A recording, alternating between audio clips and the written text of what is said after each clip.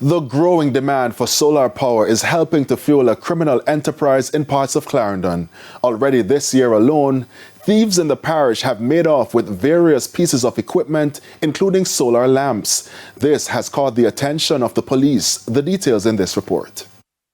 An energy crisis is unfolding in parts of Clarendon, and it has nothing to do with downed JPS poles or utility lines from Hurricane Beryl. Instead, it is criminals who are preying on private residents, businesses, and even the state.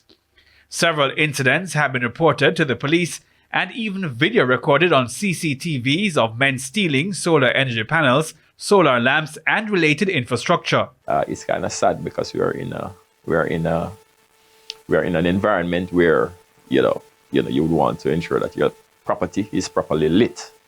But then there are persons who will want to take down the very lights. We have had situations where they have taken down even the cameras that you use to protect your property. In some videos and pictures shared with our news center, thieves can be seen in the act, such as this recording where two men climbed onto a building before eventually walking down a flight of stairs with a stolen item in hand.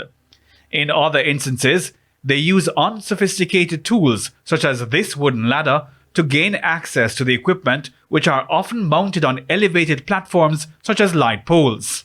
So these solar lamps are highly in demand, and so persons will want to remove them to have them installed either on their own premises or sold them to other persons. So it's important that you install them properly and that they are at a position or at a place on your property where they are not easily accessible. We want to say to persons too who will want to receive stolen property that it is an offense to do so. And if the items that are found on your property are reported to have been stolen and are found on your property, then you are going to be arrested. The Clarendon police are actively trying to nab the men involved in several cases across the parish. But in the meantime, they want homeowners and business operators to consider using certain strategies after making these solar power investments. One of the first things we want to ask persons to do is when they have purchased their items that they mark them. The letter for the division is M. So when you mark your properties, ensure that the number that you use, you include M.